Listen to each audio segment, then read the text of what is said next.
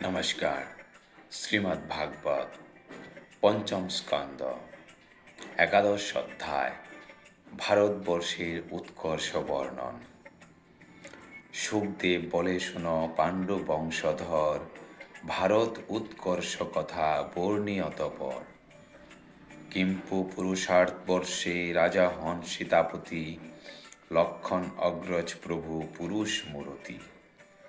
হনুমান সহ যত বিষ্ণু ভক্তজন, চরণ সেবায় রত করে উপাসন। গন্ধর্বের শ্রেষ্ঠ হয় আষ্টিসেন নাম, নিরন্তর বলে মুখে শুধু রাম রাম। তাহার সকাশে শুনি বীর হনুমান, অন্তরে জপয়ে নাম করে কীর্তিগান। ধবজ্জব বজ্র চিহ্নযুক্ত ভগবান রাম, লোক ধর্ম শিক্ষা লাগি যেই গুণধাম।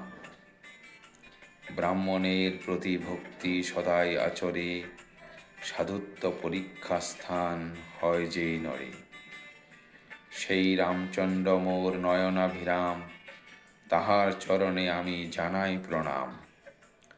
অনুভব মাত্র হয় বিষয় যাহার, শরণ আগতে যথা শান্তি পারাপার। দশরথ পুত্ররূপে মনুষ্যবতার, সীতা দুঃখ সহে যেই সর্বগুণাধার। বীরগণ আত্মা যিনি আসক্তিবিহীন, প্রাণপ্রিয় লক্ষণেরে ত্যাজে শৌখিন। সৎকুল সৌন্দর্য কিংবা অন্য কিছু ধার, সন্তোষ কারণ নহে সাধু ব্যবহার। আর ভক্তি যার হয় সন্তোষ কারণ, বনচর প্রতি যার মিত্র সম্ভাষণ। দেবদৈত্য সহ মোরা ভুজি সেই রামে, অযোধ্যাবাসীরে যিনি নেন স্বর্গধামে। ভারতবর্ষেতে প্রভু নরনারায়ণ, আবির্ভূত হয়ে করে তপ আচরণ। অলক্ষিত হয়ে তিনি করে অবস্থান, তাহার তপেতে বারে ধর্ম ভক্তি জ্ঞান। পঞ্চরাত্র শাস্ত্রে আছে যেই উপদেশ, নারদ যেভাবে ভজে করিয়া বিশেষ। সেই মন্ত্রে প্রজাগণ ভক্তিযুক্ত মনে, সদাই প্রার্থনা করে নরনারায়ণে। উপশমশীল যিনি অহংকারহীন, ইহকাল সুখে যিনি রহে উদাসীন। ঋষিশ্রেষ্ঠ যেই রহে প্রাণের আরামে, জ্যোতিগণ অধিপতি নমি গুণধামে।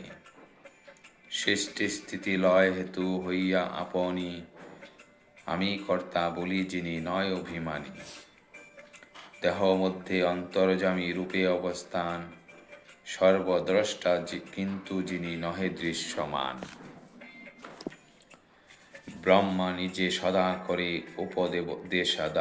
উপদেশ দান, নির্গুণ তোমাতে করি চিত্তের আধান।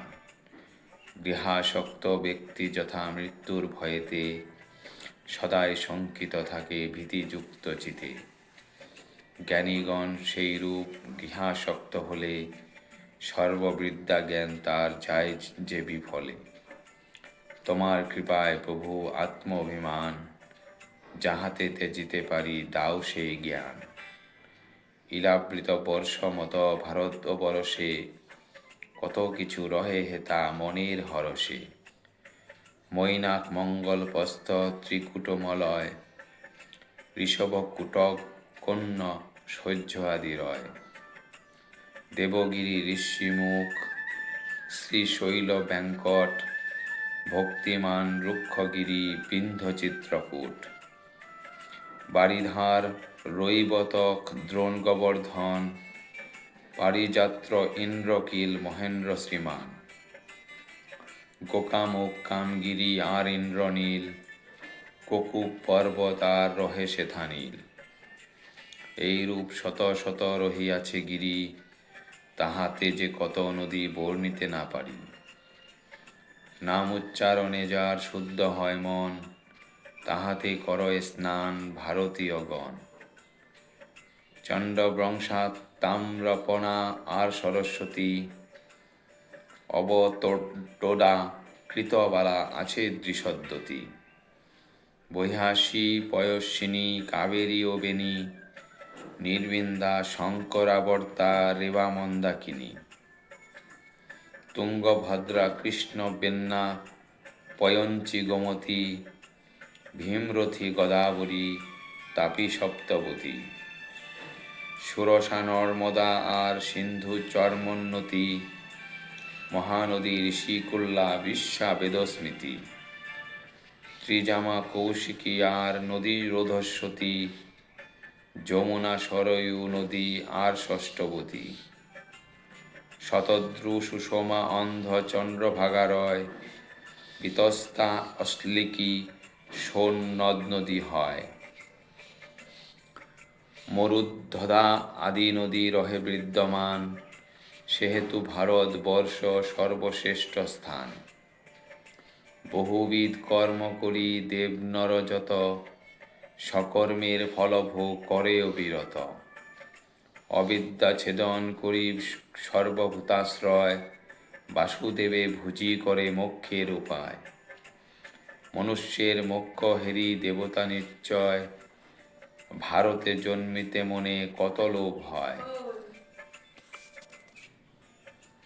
হেথায় জন্মিলে হয় পূর্ণ আচরণ, হরি সদা তুষ্ট তার প্রতি অকারণ, দুষ্কর তপস্যা যজ্ঞ ব্রতদান করি, স্বর্গেতে না পায় তারা রাখিবারে হরি, কল্পান্ত বাঁচিয়া তারা লভে অনাগতি, তাহাতে মানব শ্রেষ্ঠ হরিপদে মতি, ভারতের অধিবাসী ভক্ত ভগবানে, অনায়াসে লভে ঠায় তাহার চরণে, যথা নাহি হরিনাম হইবে কীর্তন, যথায় না বাস করে যত সাধুজন, যজ্ঞেশ্বর হরি পূজা যেথা নাহি হয়, ব্রহ্মলোক হলে তাহা ত্যাজিবে নিশ্চয়, ভারতবর্ষেতে জীব জ্ঞানক্রিয়াযুত, নরজন্ম পেয়ে মোক্ষে নহে অবগত, বারবার লভে নর সংসার বন্ধন, জ্বালাবদ্ধ পক্ষিমত তার আচরণ,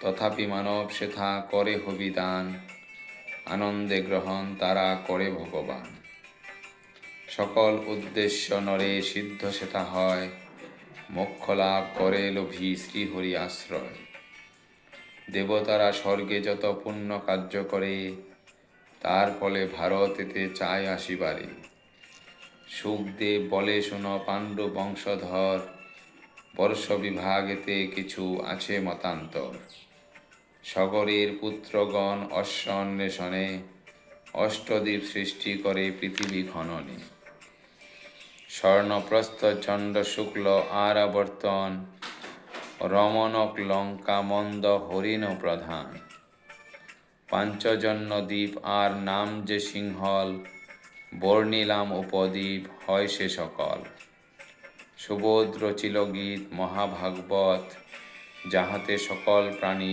পায় মুক্তিপথ। ইতি ভারতবর্ষের উৎকর্ষ বর্ণন সমাপ্ত। ধন্যবাদ।